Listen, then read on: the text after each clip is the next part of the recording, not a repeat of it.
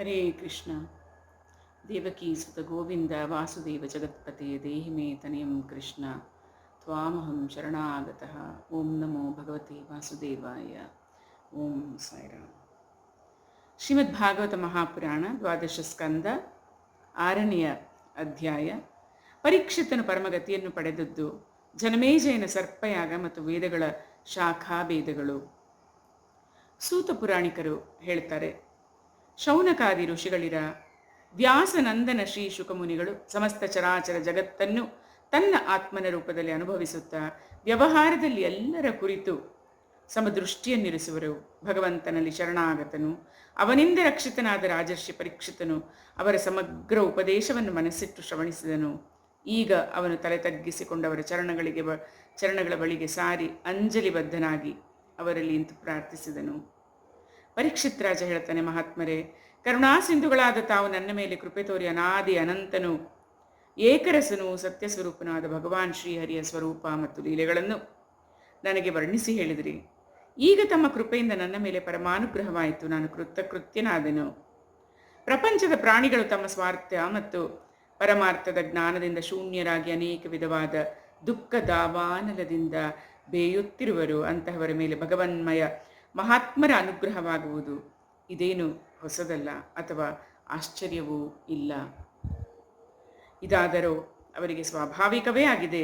ನಾನು ಮತ್ತು ನನ್ನೊಂದಿಗೆ ಇನ್ನೂ ಅನೇಕ ಜನರು ತಮ್ಮ ಮುಖಾರವಿಂದದಿಂದ ಈ ಶ್ರೀಮದ್ ಭಾಗವತ ಮಹಾಪುರಾಣವನ್ನು ಶ್ರವಣಿಸಿದೆವು. ಈ ಪುರಾಣದಲ್ಲಿ ಹೆಜ್ಜೆ ಹೆಜ್ಜೆಗೆ ದೊಡ್ಡ ದೊಡ್ಡ ಆತ್ಮಾರಾಮರಾದ ಮಹಾತ್ಮರು ಹಾಡುತ್ತಾ ರಮಿಸುತ್ತಿರುವ ಭಗವಾನ್ ಶ್ರೀಹರಿಯ ಸ್ವರೂಪ ಮತ್ತು ಲೀಲೆಗಳ ವರ್ಣನೆ ಇದೆ. ಓ ಭಗವಂತರೇ, ತಾವು ನನಗೆ ಅಭಯ ಪದದ ಬ್ರಹ್ಮ ಮತ್ತು ಆತ್ಮನ ಏಕತೆಯ ಸಾಕ್ಷಾತ್ಕಾರವನ್ನು ಮಾಡಿಸಿದ್ರಿ. ಈಗ ನಾನು ಪರಮಶಾಂತಿ ಸ್ವರೂಪ ಪರಬ್ರಹ್ಮನಲ್ಲಿ ನೆಲೆಸಿರುವೆನು. ಈಗ ನನಗೆ ತಕ್ಷಕನೇ ಆದಿಯಾಗಿ ಯಾವುದೇ ಮೃತ್ಯುವಿನಿಂದ ಅಥವಾ ಗುಂಪಾದ ಮೃತ್ಯುಗಳಿಂದಲೂ ಭಯವಿಲ್ಲ. ನಾನು ಅಭಯನಾಗಿರುವೆನು. ಬ್ರಹ್ಮಶ್ರೀ ಶ್ರೇಷ್ಠರೇ, ಇನ್ನು ನಾನು ಮಾತನ್ನು ನಿಲ್ಲಿಸಿ ಮೌನ ವಹಿಸಿ ಕಾಮ ಸಂಸ್ಕಾರಗಳಿಂದ ರಹಿತವಾದ ಚಿತ್ತವನ್ನು ಇಂದ್ರಿಯಾತೀತ ಪರಮಾತ್ಮನ ಸ್ವರೂಪದಲ್ಲಿ ವಿಲೀನಗೊಳಿಸಿ ನನ್ನ ಪ್ರಾಣಗಳನ್ನು ತೊರೆದು ಬಿಡುವೆನು. ಇದಕ್ಕೆ ಅನುಮತಿಯನ್ನು ಅನುಗ್ರಹಿಸಿ. ತಾವು ಉಪದೇಶಿಸಿದ ಜ್ಞಾನ ಮತ್ತು ವಿಜ್ಞಾನಗಳಲ್ಲಿ ನೆಲೆಸಿದ್ದರಿಂದ ನನ್ನ ಅಜ್ಞಾನವೆಲ್ಲವೂ ತೊಲಗಿ ಹೋಯಿತು. ಅತ್ಯಂತ ಕಲ್ಯಾಣಮಯವಾದ ಭಗವಂತನ ಪದವನ್ನು ತಾವು ನನಗೆ ತೋರಿಸಿಕೊಟ್ಟಿರುವಿರಿ. ಸೂತ ಪುರಾಣಿಕರು ಹೇಳ್ತಾರೆ, ಶೌನಕಾದಿ ಋಷಿಗಳಿರ ಹೀಗೆ ಅರಿಕೆ ಮಾಡಿಕೊಂಡು ಆ ರಾಜಶ್ರೇಷ್ಠನು ಶ್ರೀ ಶಕುಮಹಾಮುನಿಯನ್ನು ಪ್ರೇಮದಿಂದ ಪೂಜಿಸಿದನು. ಅವರು ರಾಜನಿಂದ ಬೀಳ್ಕೊಂಡು ಜೊತೆಯಲ್ಲಿ ಬಂದ ತ್ಯಾಗಿ ಮಹಾತ್ಮರು ಸನ್ಯಾಸಿಗಳೊಂದಿಗೆ ಅಲ್ಲಿಂದ ಹೊರಟು ಹೋದರು. ರಾಜರ್ಷಿ ಪರೀಕ್ಷಿತನು ಕೂಡ ತನ್ನ ಅಂತರಾತ್ಮನನ್ನು ಪರಮಾತ್ಮನಲ್ಲಿ ನೆಲೆಗೊಳಿಸಿ ಧ್ಯಾನಮಗ್ನನಾದನು. ಪ್ರಾಣವೃತ್ತಿಯನ್ನು ನಿಲ್ಲಿಸಿ ಮರದ ದಿಮ್ಮಿಯಂತೆ ನಿಶ್ಚೇಷ್ಟನಾದನು. ಅವನು ಗಂಗಾ ನದಿಯ ತೀರದಲ್ಲಿ ಪೂರ್ವಾಗ್ರಹವಾದ ದರ್ಬೆಗಳ ಮೇಲೆ ಉತ್ತರಾಭಿಮುಖನಾಗಿ ಕುಳಿತುಕೊಂಡಿದ್ದನು. ಸರ್ವಸಂಗ್ರಹಿತನಾಗಿ ಎಲ್ಲ ಸಂಶಯಗಳನ್ನು ಕಳೆದುಕೊಂಡಿದ್ದ ಆ ಮಹಾಯೋಗಿಯು ಬ್ರಹ್ಮಸ್ವರೂಪದಲ್ಲಿ ಪ್ರತಿಷ್ಠಿತನಾಗಿ ಬಿಟ್ಟನು. ಶೌನಕಾದಿ ಋಷಿಗಳಿರ ಕ್ರೋಧದಿಂದ ಶಾಪ ಕೊಟ್ಟಿದ್ದ ಮುನಿಕುಮಾರ ಶೃಂಗಿಯಿಂದ ಪ್ರೇರಿತನಾದ ತಕ್ಷಕನು ರಾಜರ್ಷಿ ಪರೀಕ್ಷಿತನನ್ನು ಕೊಂದು ಹಾಕುವ ಉದ್ದೇಶದಿಂದ ಆತನ ಬಳಿಗೆ ಬರುತ್ತಿರುವಾಗ ದಾರಿಯಲ್ಲಿ ಕಶ್ಯಪನೆಂಬ ಬ್ರಾಹ್ಮಣನನ್ನೇ ನೋಡಿದನು. ಆ ಬ್ರಾಹ್ಮಣನಾದರೂ ಸರ್ಪ ವಿಷವನ್ನು ಹೋಗಲಾಡಿಸುವ ಚಿಕಿತ್ಸೆಯಲ್ಲಿ ಅತ್ಯಂತ ನಿಪುಣನಾಗಿದ್ದನು. ತಕ್ಷಕನು ಅವನಿಗೆ ತುಂಬ ಹಣವನ್ನು ಕೊಟ್ಟು ಆತನು ರಾಜನ ಬಳಿಗೆ ಬರದಂತೆ ಹಿಂದಿರುಗಿಸಿಬಿಟ್ಟನು. ಇಷ್ಟ ಬಂದ ರೂಪವನ್ನು ಧರಿಸುವ ಸಾಮರ್ಥ್ಯವುಳ್ಳ ಆ ಸರ್ಪವು ಬ್ರಾಹ್ಮಣನ ವೇಷದಲ್ಲಿ ಅಡಗಿಕೊಂಡು ಪರೀಕ್ಷಿತ್ ರಾಜನ ಬಳಿಗೆ ಬಂದು ಕಚ್ಚಿಬಿಟ್ಟಿತು. ರಾಜರ್ಷಿ ಪರೀಕ್ಷಿತನು ತಕ್ಷಕನ ಕಚ್ಚುವ ಮೊದಲೇ ಪರಮಾತ್ಮನಲ್ಲಿ ಸ್ಥಿತನಾಗಿದ್ದನು. ಈಗ ತಕ್ಷಕನ ವಿಷಾಗ್ನಿಯಿಂದ ಅವನ ಶರೀರವು ಎಲ್ಲರೂ ನೋಡುತ್ತಿರುವಂತೆ ಸುಟ್ಟು ಬೂದಿಯಾಯಿತು. ಆಗ ಭೂಮಿ, ಆಕಾಶ ಮತ್ತು ಎಲ್ಲ ದಿಕ್ಕುಗಳಲ್ಲಿ ಗಟ್ಟಿಯಾದ ಹಾಹಾಕಾರವು ಕೇಳಿಬಂದಿತು. ದೇವತೆಗಳು, ಅಸುರರು, ಮನುಷ್ಯರು ಮೊದಲಾದ ಎಲ್ಲರೂ ಪರೀಕ್ಷಿತನ ಈ ಪರಗತಿಯನ್ನು ನೋಡಿ ವಿಸ್ಮಿತರಾದರು. ದೇವದುಂದುಬಿಗಳು ತಾವಾಗಿ ಮೊಳಗಿದವು. ಗಂಧರ್ವಾಪ್ಸರೆಯರು ಹಾಡತೊಡಗಿದ್ದರು. ದೇವತೆಗಳು ಸಾಧು ಸಾಧು, ಭಲೆ ಭಲೆ ಎಂದು ಹೊಗಳುತ್ತಾ ಪುಷ್ಪವೃಷ್ಟಿಯನ್ನು ಸುರಿಸಿದರು. ತನ್ನ ತಂದೆಯನ್ನು ತಕ್ಷಕನು ಕಚ್ಚಿಕೊಂದನೆಂಬುದನ್ನು ಕೇಳಿ ಪರೀಕ್ಷಿತ ಪುತ್ರನಾದ ಜನಮೇಜಯನಿಗೆ ಮಿತಿ ಮೀರಿದ ಕೋಪ ಉಂಟಾಯಿತು. ಅವನು ಬ್ರಾಹ್ಮಣರೊಂದಿಗೆ ವಿಧಿಪೂರ್ವಕ ಸರ್ಪಗಳನ್ನು ಅಗ್ನಿಕುಂಡದಲ್ಲಿ ಹವನ ಮಾಡತೊಡಗಿದನು.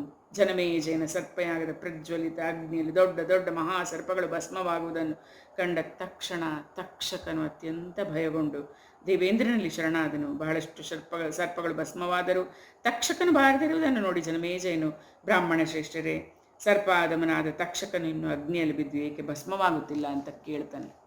ಬ್ರಾಹ್ಮಣರು ಹೇಳ್ತಾರೆ, ರಾಜೇಂದ್ರನೇ, ತಕ್ಷಕನು ಈಗ ಇಂದ್ರನಲ್ಲಿ ಶರಣಾಗಿದ್ದಾನೆ, ಆದ್ದರಿಂದ ದೇವೇಂದ್ರನು ಅವನನ್ನು ರಕ್ಷಿಸುತ್ತಿರುವನು.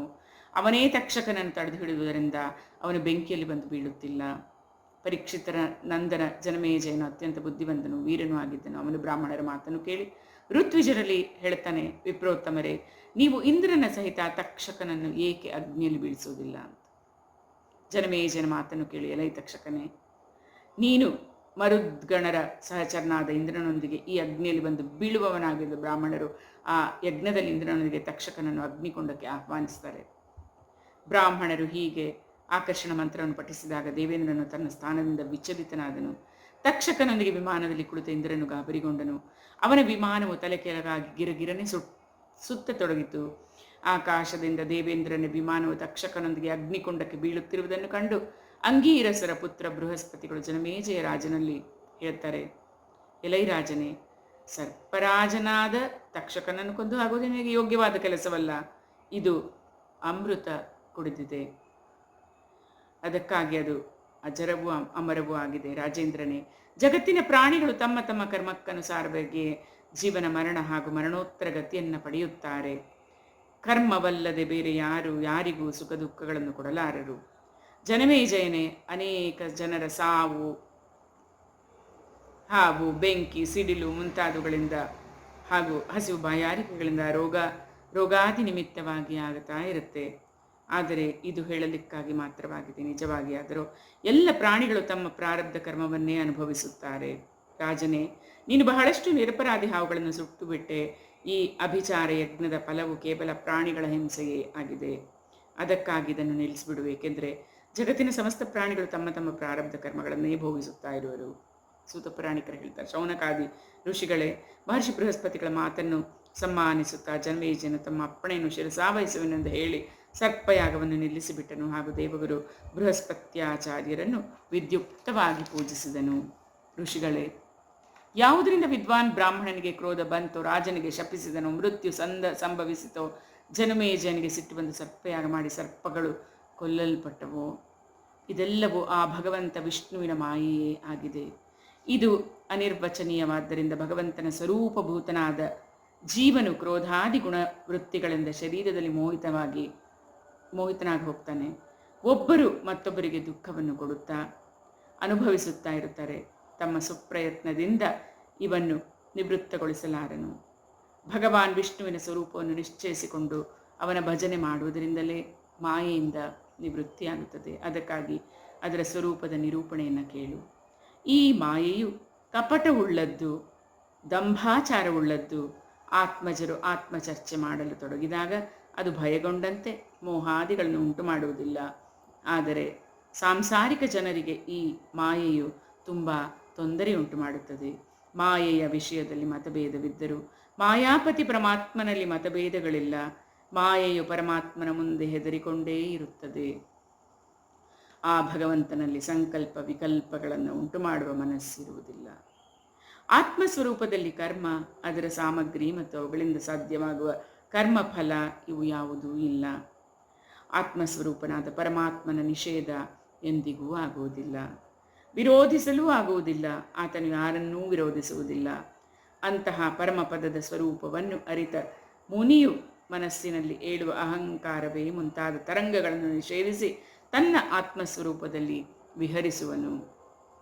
ಮುಮುಕ್ಷುವು ವಿಚಾರಶೀಲನೂ ಆದ ಪುರುಷನು ಪರಮಪದವಲ್ಲದೆ ಇತರ ವಸ್ತುಗಳನ್ನು ಪರಿತ್ಯಜಿಸಿ ನೇತಿಯ ಮೂಲಕ ಅವುಗಳನ್ನು ನಿಷೇಧ ಮಾಡಿ ಯಾವುದರ ಎಂದಿಗೂ ನಿಷೇಧವಾಗುವುದಿಲ್ಲವೋ ತ್ಯಜಿಸಲಾಗುವುದಿಲ್ಲವೋ ಆ ಭಗವಾನ್ ವಿಷ್ಣುವಿನ ಪರಮಪದವನ್ನು ಪಡೆದುಕೊಳ್ಳುವನು. ಈ ಮಾತು ಎಲ್ಲ ಮಹಾತ್ಮರು ಹಾಗೂ ಶ್ರುತಿಗಳು ಒಮ್ಮತವಾಗಿ ಸ್ವೀಕರಿಸಿದ್ದಾರೆ. ತನ್ನ ಚಿತ್ತವನ್ನು ಏಕಾಗ್ರಗೊಳಿಸುವವರು ಅಂತಃಕರಣದ ಅಶುದ್ಧಿಗಳನ್ನು ಅನಾತ್ಮ ಭಾವಗಳನ್ನು ಎಂದೆಂದಿಗೂ ಇಲ್ಲವಾಗಿಸಿಕೊಂಡು ಅನನ್ಯ ಭಕ್ತಿ ಭಾವದಿಂದ ಕೂಡಿದ ಹೃದಯದಿಂದ ಆ ಪರಮಪದವನ್ನು ಆಲಿಂಗಿಸಿಕೊಳ್ಳುವರು ಹಾಗೂ ಅದರಲ್ಲೇ ಒಂದಾಗಿ ಹೋಗುವರು. ವಿಷ್ಣು ಭಗವಂತನ ಇದೇ ವಾಸ್ತವಿಕ ಸ್ವರೂಪವಾಗಿದೆ. ಇದೇ ಅವನ ಪರಮಪದವಾಗಿದೆ. ಯಾರ ಅಂತಃಕರಣದಲ್ಲಿ ಶರೀರದ ಕುರಿತು ಅಹಂಭಾವವಿಲ್ಲವೋ, ಅವರ ಸಂಬಂಧವಾದ ಗೃಹಾದಿ ಪದಾರ್ಥಗಳಲ್ಲಿ ಮಮತೆ ಇಲ್ಲವೋ, ಅವರಿಗೆ ಇದರ ಪ್ರಾಪ್ತಿಯಾಗುತ್ತದೆ. ನಿಜವಾಗಿ ಜಗತ್ತಿನ ವಸ್ತುಗಳಲ್ಲಿ ನಾನು, ನನ್ನದು ಇದೇ ದೊಡ್ಡ ತಪ್ಪಾಗಿದೆ. ಶೌನಕಾದಿಗಳೇ, ಈ ಪರಮ ಪದದ ಬಯಕೆ ಇರುವವನು ಇತರರ ಕಟುವಚನಗಳನ್ನು ಸಹಿಸಿಕೊಳ್ಳಬೇಕು, ಬೇರೆ ಯಾರ ಅಪಮಾನವನ್ನು ಮಾಡಬಾರದು. ಈ ಕ್ಷಣಭಂಗುರವಾದ ಶರೀರದಲ್ಲಿ ಅಹಂತೆ ಮಮತೆಯಿಂದಾಗಿ ಯಾವುದೇ ಪ್ರಾಣಿಯಲ್ಲಿ ವೈರಭಾವವಿರಿಸಬಾರದು. ಅನಂತ ಜ್ಞಾನ ಸಂಪನ್ನನಾದ ಭಗವಾನ್ ಶ್ರೀಕೃಷ್ಣನ ಚರಣಕಮಲಗಳ ಧ್ಯಾನದಿಂದಲೇ ನಾನು ಈ ಶ್ರೀಮದ್ ಭಾಗವತ ಮಹಾಪುರಾಣವನ್ನು ಅಧ್ಯಯನ ಮಾಡಿದೆ. ನಾನೀಗ ಅವನಿಗೆ ನಮಸ್ಕಾರ ಮಾಡಿ ಪುರಾಣವನ್ನು ಮುಗಿಸುತ್ತೇನೆ.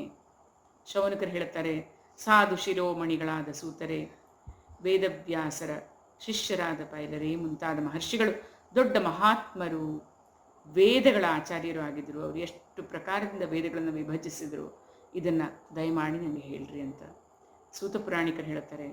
ಮಹರ್ಷಿಗಳೇ, ಪರಮೇಷ್ಠಿ ಬ್ರಹ್ಮದೇವರು ಹಿಂದಿನ ಸೃಷ್ಟಿಯ ಜ್ಞಾನವನ್ನು ಸಂಪಾದಿಸಲಿಕ್ಕಾಗಿ ಏಕಾಗ್ರ ಚಿತ್ತರಾದಾಗ ಅವರ ಹೃದಯಾಕಾಶದಿಂದ ಕಂಠ, ಶಾಲು ಮುಂತಾದ ಸ್ಥಾನಗಳ ಸಂಘರ್ಷದಿಂದ ರಹಿತವಾದ ಒಂದು ಅತ್ಯಂತ ವಿಲಕ್ಷಣವಾದ ಅನಾಹತ ನಾದವು ಪ್ರಕಟಗೊಂಡಿತು.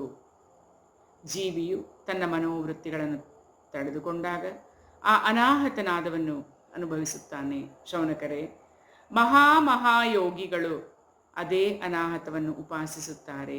ಅದರ ಪ್ರಭಾವದಿಂದ ಅಂತಃಕರಣದ ದ್ರವ್ಯ ಅಂದರೆ ಅಧಿಭೂತ, ಕ್ರಿಯೆ, ಅಧ್ಯಾತ್ಮ ಮತ್ತು ಕಾರಕ, ಅಧಿದೈವ ರೂಪವಾದ ಮಲವನ್ನು ನಾಶ ಪಡಿಸಿಕೊಂಡು ಅವರು ಜನ್ಮ ಮೃತ್ಯು ರೂಪವಾದ ಸಂಸಾರ ಚಕ್ರವಿಲ್ಲದ ಪರಮಗತಿ ರೂಪವಾದ ಮೋಕ್ಷವನ್ನು ಪಡೆದುಕೊಳ್ಳುವರು. ಅದೇ ಅನಾಹತನಾಥದಿಂದ ಆಕಾರ, ಉಕಾರ ಮತ್ತು ಮಕಾರ ರೂಪವಾದ 3 ಮಾತ್ರೆಗಳಿಂದ ಕೂಡಿದ ಓಂಕಾರವು ಪ್ರಕಟವಾಯಿತು. ಈ ಓಂಕಾರದ ಶಕ್ತಿಯಿಂದಲೇ ಪ್ರಕೃತಿಯು ಅವ್ಯಕ್ತದಿಂದ ವ್ಯಕ್ತ ರೂಪದಲ್ಲಿ ಪರಿಣಿತವಾಗುತ್ತದೆ. ಓಂಕಾರವು ಸ್ವಯಂ ಅವ್ಯಕ್ತವೂ ಅನಾದಿಯೂ ಆಗಿದೆ. ಪರಮಾತ್ಮ ಸ್ವರೂಪವಿರುವುದರಿಂದ ಸ್ವಯಂ ಪ್ರಕಾಶವೂ ಆಗಿದೆ. ಯಾವ ಪರಮ ವಸ್ತುವನ್ನು ಭಗವಂತ, ಬ್ರಹ್ಮ ಅಥವಾ ಪರಮಾತ್ಮನೆಂದೇ ಹೇಳಲಾಗುತ್ತದೋ ಅವನ ಸ್ವರೂಪದ ಬೋಧವು ಓಂಕಾರದ ಮೂಲಕವೇ ಆಗುವುದು. ಶ್ರವಣೇಂದ್ರಿಯ ಶಕ್ತಿಯು ಲುಪ್ತವಾದಾಗಲೂ ಈ ಓಂಕಾರವನ್ನು ಸಮಸ್ತ ಅರ್ಥಗಳನ್ನು ಪ್ರಕಾಶಿತಗೊಳಿಸುವ ಸ್ಫೋಟ ತತ್ವವನ್ನು ಯಾರು ಕೇಳುವನೋ ಮತ್ತು ಸುಷುಪ್ತಿ ಹಾಗೂ ಸಮಾಧಿ ಅವಸ್ಥೆಯಲ್ಲಿ ಎಲ್ಲದರ ಅಭಾವವನ್ನು ತಿಳಿಯುವನೋ ಅದೇ ಪರಮಾತ್ಮನ ವಿಶುದ್ಧ ಸ್ವರೂಪವಾಗಿದೆ. ಆ ಓಂಕಾರವೇ ಪರಮಾತ್ಮನಿಂದ ಹೃದಯಾಕಾಶದಲ್ಲಿ ಪ್ರಕಟವಾಗಿ ವೇದರೂಪವಾದ ವಾಣಿಯನ್ನು ಪ್ರಕಟಿಸುತ್ತದೆ. ಓಂಕಾರವು ತನ್ನ ಆಶ್ರಯನಾದ ಪರಬ್ರಹ್ಮನ ಸಾಕ್ಷಾತ್ ವಾಚಕವಾಗಿದೆ. ಓಂಕಾರವೇ ಸಮಸ್ತ ಮಂತ್ರ, ಉಪನಿಷತ್ ಮತ್ತು ವೇದಗಳ ಸನಾತನ ಬೀಜವಾಗಿದೆ. ಶೌನಕರೇ, ಓಂಕಾರದಲ್ಲಿ ಆ, ಉ, ಮ ಎಂಬ 3 ವರ್ಣಗಳಿವೆ. ಇದೇ 3 ವರ್ಣಗಳು ಸತ್ವ, ರಜ, ತಮ ಎಂಬ ತ್ರಿಗುಣಗಳು. ಋಕ್, ಯಜುಹು, ಸಾಮ ಎಂಬ 3 ಹೆಸರುಗಳು. ಭೂಹು, ಭುವಃ, ಸ್ವಹಃ ಈ 3 ಅರ್ಥಗಳು. ಜಾಗ್ರತ್, ಸ್ವಪ್ನ, ಸುಷುಪ್ತಿ ಎಂಬ 3 ವೃತ್ತಿಗಳು. ಈ 3 ಸಂಖ್ಯೆಯುಳ್ಳ ಭಾವಗಳನ್ನು ಧರಿಸುತ್ತವೆ. ಅನಂತರ ಭಗವಾನ್ ಬ್ರಹ್ಮದೇವರು ಓಂಕಾರದಿಂದಲೇ ಅಂತಸ್ಥ, ಯಾರ, ಲಾವ, ಊಷ್ಮ, ಶಾಶ, ಸಾಹ ಸ್ವರ ಆದಿಂದ ಔವರೆಗೆ, ಸ್ಪರ್ಶ ಕಾದಿಂದ ಮಾವರೆಗೆ ಮತ್ತು ಹ್ರಸ್ವ, ದೀರ್ಘ ಮುಂತಾದ ಲಕ್ಷಣಗಳುಳ್ಳ ವರ್ಣಮಾಲೆಯನ್ನು ರಚಿಸಿದರು. ಅದೇ ವರ್ಣಮಾಲೆಯ ಮೂಲಕ ತನ್ನ 4 ಮುಖಗಳಿಂದ ಹೋತ, ಅಧ್ವರ್ಯು, ಉದ್ಗಾತೃ, ಬ್ರಹ್ಮ ಎಂಬ 4 ಮಂದಿ ಋತ್ವಿಜರ ಕರ್ಮಗಳನ್ನು ತಿಳಿಸುವುದಕ್ಕಾಗಿ ಓಂಕಾರ ಮತ್ತು ವ್ಯಾಹೃತಿಗಳೊಂದಿಗೆ ಋಗ್ವೇದ, ಯಜುರ್ವೇದ, ಸಾಮವೇದ, ಅಥರ್ವವೇದ ಈ 4 ವೇದಗಳನ್ನು ಪ್ರಕಟಿಸಿದರು.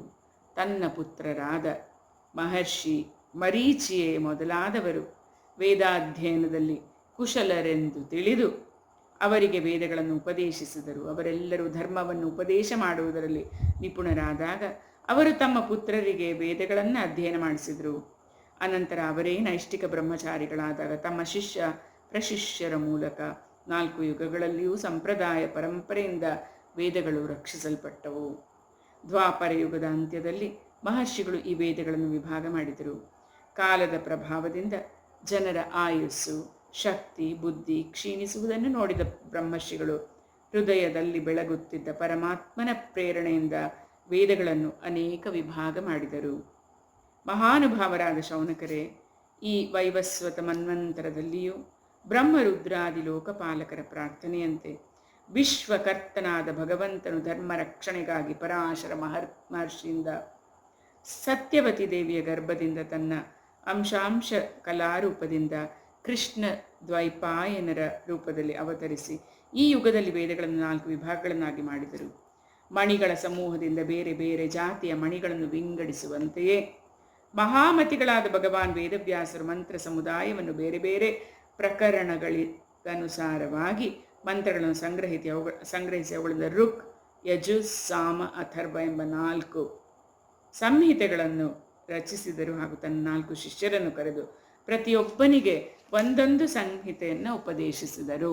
ಋಗ್ವೇದ ಸಂಹಿತೆಯನ್ನು ಪೈಲನಿಗೂ, ನಿಗದ ಎಂಬ 2ನೆಯ ಯಜುಸ್ ಸಂಹಿತೆಯನ್ನು ವೈಶಂಪಾಯನಿಗೂ, ಸಾಮಶ್ರುತಿಗಳ ಛಂದೋಗ ಸಂಹಿತೆಯನ್ನು ಜೈಮಿನಿಗೂ, ಅರ್ಥರ್ವಾಂಗೀರಸ ಸಂಹಿತೆಯನ್ನು ಸುಮಂತುವಿಗೂ ಅಧ್ಯಯನ ಮಾಡಿಸಿದರು. ಶೌನಕರೇ, ಪೈಲ ಮುನಿಯು ತನ್ನ ಸಂಹಿತೆಯನ್ನು 2 ವಿಭಾಗ ಮಾಡಿ ಒಂದನ್ನು ಇಂದ್ರ ಪ್ರಮತಿಗೂ ಮತ್ತೊಂದನ್ನು ಬಾಷ್ಕಲನಿಗೂ ಅಧ್ಯಯನ ಮಾಡಿಸಿದರು. ಬಾಷ್ಕಲನು ತನ್ನ ಶಾಖೆಯನ್ನು 4 ವಿಭಾಗ ಮಾಡಿ ಅವನ್ನು ಬೇರೆ ಬೇರೆಯಾಗಿ ತನ್ನ ಶಿಷ್ಯರಾದ ಬೋಧ್ಯ, ಯಾಜ್ಞವಲ್ಕ್ಯ, ಪರಾಶರ ಮತ್ತು ಅಗ್ನಿಮಿತ್ರ ಇವರಿಗೆ ಅಧ್ಯಯನ ಮಾಡಿಸಿದನು. ಪರಮ ಸಂಯಮಿಯಾದ ಇಂದ್ರ ಪ್ರಮಿತಿಯು ಪ್ರತಿಭಾಶಾಲಿ ಮಾಂಡೂಕೇಯ ಋಷಿಗೆ ತನ್ನ ಸಂಹಿತೆಯನ್ನು ಅಧ್ಯಯನ ಮಾಡಿಸಿದರು. ಮಾಂಡೂಕೇಯನ ಶಿಷ್ಯನಾದ ದೇವಮಿತ್ರನು ಸೌಭರಿ ಮೊದಲಾದ ಋಷಿಗಳಿಗೆ ವೇದವನ್ನು ಅಧ್ಯಯನ ಮಾಡಿಸಿದನು. ಮಾಂಡೂಕೇಯನ ಪುತ್ರನಾದ ಶಾಕಲ್ಯನು ತನ್ನ ಸಂಹಿತೆಯನ್ನು 5 ವಿಭಾಗ ಮಾಡಿ ಅದನ್ನು ವಾತ್ಸ್ಯ, ಮುದ್ಗಲ, ಶಾಲಿಯ, ಗೋಕಲ್ಯ ಮತ್ತು ಶಿಶಿರ ಎಂಬ ಶಿಷ್ಯರಿಗೆ ಹೇಳಿಕೊಟ್ಟನು. ಶಾಕಲ್ಯನ ಇನ್ನೋರ್ವ ಶಿಷ್ಯನಾದ ಚಾತುಕರ್ಣ್ಯ ಎಂಬ ಮುನಿಯು ತನ್ನ ಸಂಹಿತೆಯನ್ನು 3 ವಿಭಾಗ ಮಾಡಿ ಅದರ ಸಂಬಂಧಿ ನಿರುಕ್ತದೊಂದಿಗೆ ತನ್ನ ಶಿಷ್ಯರಾದ ಬಲಾಕ, ಪೈಜ, ವೈತಾಲ ಮತ್ತು ವಿರಜ ಎಂಬುವರಿಗೆ ಹೇಳಿಕೊಟ್ಟನು. ಬಾಷ್ಕಲನ ಪುತ್ರನಾದ ಬಾಷ್ಕಕಲಿಯು ಎಲ್ಲ ಶಾಖೆಗಳಿಂದ ಒಂದು ಬಾಲಕಿಲ್ಯ ಎಂಬ ಶಾಖೆಯನ್ನು ರಚಿಸಿದರು. ಅದನ್ನು ಬಾಲಾಯನಿ, ಭಜ್ಯ ಹಾಗೂ ಕಾಸಾರನು ಅಧ್ಯಯನ ಮಾಡಿದರು. ಈ ಮಹರ್ಷಿಗಳ ಪೂರ್ವೋಕ್ತ ಸಂಪ್ರದಾಯದಂತೆ ಋಗ್ವೇದ ಸಂಬಂಧಿ ಶಾಖೆಯನ್ನು ಧರಿಸಿಕೊಂಡರು. ಈ ವೇದಗಳ ವಿಭಾಜನದ ಇತಿಹಾಸವನ್ನು ಶ್ರವಣಿಸುವ ಮನುಷ್ಯನು ಸಮಸ್ತ ಪಾಪಗಳಿಂದ ಬಿಡುಗಡೆ ಹೊಂದುವನು. ಶೌನಕರೇ, ವೈಶಂಪಾಯನರಿಗೆ ಚರಕಾಧ್ವರ್ಯು ಎಂಬ ಕೆಲವು ಶಿಷ್ಯರಿದ್ದರು. ಇವರು ತಮ್ಮ ಗುರುಗಳ ಬ್ರಹ್ಮ ಹತ್ಯಾ ಜನಿತ ಪಾಪದ ಪ್ರಾಯಶ್ಚಿತ್ತಕ್ಕಾಗಿ ಒಂದು ವ್ರತಾನುಷ್ಠಾನ ಮಾಡ್ತಾರೆ. ಅದರಿಂದ ಅವರಿಗೆ ಚರಕಾಧ್ವರ್ಯು ಎಂಬ ನಾಮಧೇಯವಾಯಿತು. ವೈಶಂಪಾಯನರ ಓರ್ವ ಶಿಷ್ಯನಾದ ಯಾಜ್ಞವಲ್ಕ್ಯ ಮುನಿಗಳು ತಮ್ಮ ಗುರುಗಳಿಗೆ ಹೇಳ್ತಾರೆ, ಭಗವಾನ್ ಆಚಾರ್ಯರೇ, ಈ ಚರಕಾಧ್ವರ್ಯು ಬ್ರಾಹ್ಮಣರು ಅಲ್ಪಶಕ್ತಿಯುಳ್ಳವರು. ಇವರ ವ್ರತಪಾಲನೆಯಿಂದ ಲಾಭವು ಅಷ್ಟಕ್ಕಷ್ಟೇ. ನಾನು ತಮ್ಮ ಪ್ರಾಯಶ್ಚಿತ್ತಕ್ಕಾಗಿ ಅತ್ಯಂತ ಕಠಿಣವಾದ ತಪಸ್ಸನ್ನು ಮಾಡ್ತೀನಿ. ಯಾಜ್ಞವಲ್ಕ್ಯರ ಈ ಮಾತನ್ನು ಕೇಳಿದ ವೈಶಂಪಾಯನರಿಗೆ ಸಿಟ್ಟು ಬಂದು ಹೇಳ್ತಾರೆ, ಸಾಕು ಸಾಕು ಸುಮ್ಮನಿರು.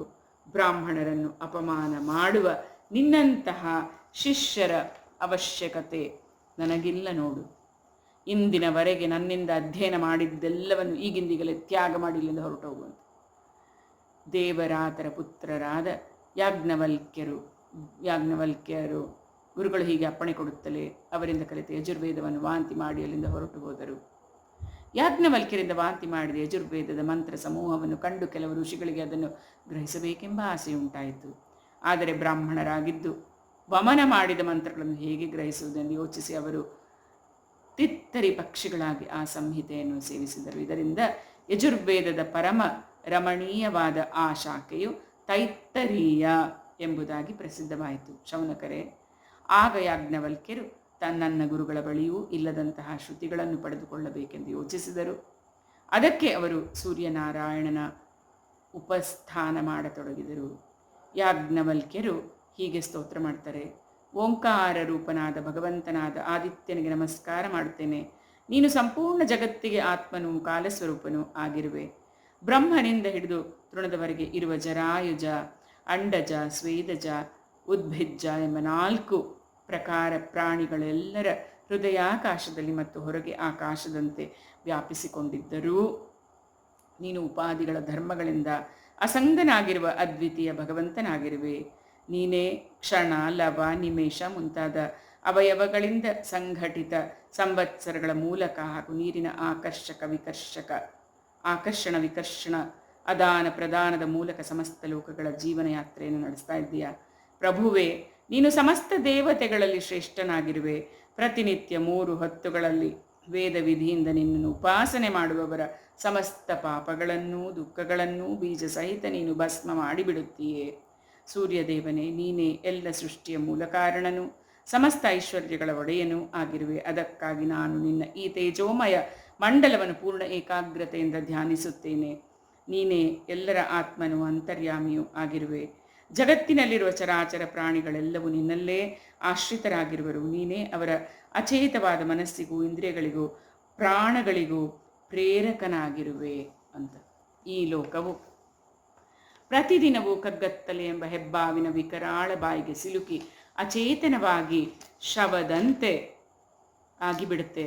ಪರಮ ಕರುಣಾಸ್ವರೂಪನಾದ ನೀನು ಅದರ ಮೇಲೆ ಕೃಪೆ ತೋರಿ ಇದನ್ನು ದೃಷ್ಟಿ ಮಾತ್ರದಿಂದ ಸಚೇತನವಾಗಿಸಿಬಿಡುತ್ತೀಯ. ಸಮಯ ಸಮಯದಲ್ಲಿ ಪರಮ ಕಲ್ಯಾಣ ಸಾಧನವಾದ ಧರ್ಮಾನುಷ್ಠಾನದಲ್ಲಿ ತೊಡಗಿಸಿ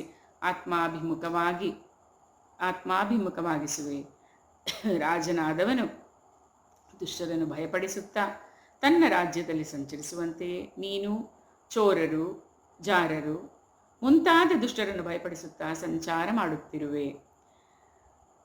4 ದಿಕ್ಕುಗಳಲ್ಲಿಯೂ ಎಲ್ಲ ದಿಕ್ಪಾಲಕರು ತಮ್ಮ ತಮ್ಮ ಸ್ಥಾನದಲ್ಲಿ ಕಮಲದ ಮೊಗ್ಗಿನಂತಿರುವ ತಮ್ಮ ಅಂಜಲಿಗಳಿಂದ ನಿನಗೆ ಕಾಣಿಕೆಗಳನ್ನು ಸಮರ್ಪಿಸುತ್ತಾರೆ. ಭಗವಂತನೇ, ನಿನ್ನ 2 ಅಡಿದಾವರೆಗಳು 3 ಲೋಕಗಳಿಗೂ ಹುರುಗಳಂತೆ ಇರುವ ಮಹಾತ್ಮರಿಂದ ವಂದಿತವಾಗಿದೆ.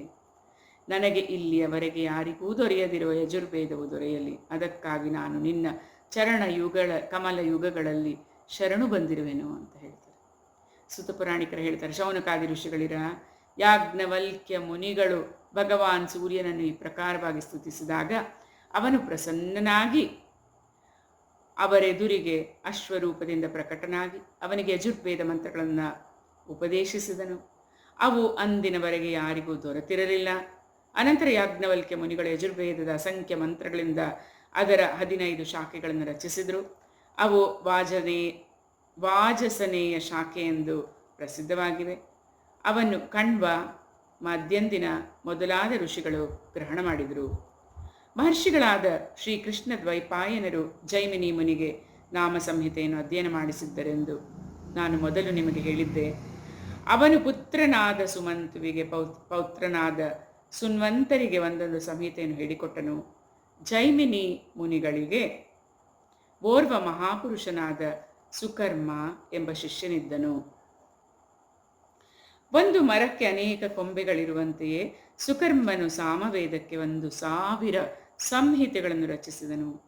ಸುಕರ್ಮನ ಶಿಷ್ಯರಾದ ಕೋಸಲ ದೇಶ ನಿವಾಸಿ ಹಿರಣ್ಯನಾಭ, ಪೌಷ್ಯಂಜಿ ಮತ್ತು ಬ್ರಹ್ಮವೇತ್ತರಲ್ಲಿ ಶ್ರೇಷ್ಠರಾದ ಅವಂತ್ಯರು ಆ ಶಾಖೆಗಳನ್ನು ಗ್ರಹಿಸಿದರು. ಪೌಷ್ಯಂಜಿ ಮತ್ತು ಅವಂತ್ಯರಿಗೆ 500 ಶಿಷ್ಯರಿದ್ದರು. ಅವರು ಉತ್ತರ ದೇಶ ನಿವಾಸಿಗಳಾದ್ದರಿಂದ ಔದಿಚ್ಯ ಸಾಮವೇದಿಗಳೆನಿಸಿದರು. ಇವರನ್ನು ಪ್ರಾಚ್ಯ ಸಾಮವೇದಿಗಳೆಂದು ಹೇಳ್ತಾರೆ. ಅವರು ಒಂದೊಂದು ಸಂಹಿತೆಯನ್ನು ಅಧ್ಯಯನ ಮಾಡಿದರು. ಪೌಷ್ಯಂಜಿಗೆ ಲೌಗಾಕ್ಷಿ, ಮಾಂಗಲಿ, ಕುಲ್ಯ, ಕುಸೀದ ಮತ್ತು ಕುಕ್ಷಿ ಮೊದಲಾದ ಇನ್ನೂ ಶಿಷ್ಯರಿದ್ದರು. ಇವರಲ್ಲಿ ಪ್ರತಿಯೊಬ್ಬನೂ 100 ಸಂಹಿತೆಗಳನ್ನು ಅಧ್ಯಯನ ಮಾಡಿದರು. ಹಿರಣ್ಯನಾಭನ ಶಿಷ್ಯನಾದ ಕೃತನು ತಮ್ಮ ಶಿಷ್ಯರಿಗೆ 24 ಸಂಹಿತೆಗಳನ್ನು ಹೇಳಿಕೊಟ್ಟನು. ಉಳಿದ ಸಂಹಿತೆಗಳನ್ನು ಪರಮ ಸಂಯಮಿ ಅವಂತ್ಯನು ತಮ್ಮ ಶಿಷ್ಯರಿಗೆ ಹೇಳಿಕೊಟ್ಟನು. ಈ ಪ್ರಕಾರ ಸಾಮವೇದ ವಿಸ್ತಾರವಾಯಿತು ಎಂಬಲಿಗೆ 6ನೇ ಅಧ್ಯಾಯವು ಮುಗಿಯಿತು. ಇತಿ ಶ್ರೀಮದ್ ಭಾಗವತೆ ಮಹಾಪುರಾಣೆ ಪಾರಮಹಂಸ್ಯಾಂ ಸಂಹಿತಾಯಾಂ 12 ಸ್ಕಂದೆ ವೇದಶಾಖಾ ಪ್ರಣಯನಂ ನಾಮ 6ಠೋಧ್ಯಾಯಃ. ಶ್ರೀಕೃಷ್ಣಾರ್ಪಣಮಸ್ತು. ಓಂ ನಮೋ ಭಗವತೆ ವಾಸುದೇವಾಯ. ಓಂ ನಮೋ ಭಗವತೆ ವಾಸುದೇವಾಯ. ಓಂ ನಮೋ ಭಗವತೆ ವಾಸುದೇವಾಯ. ಓಂ ಸಾಯಿರಾಮ್.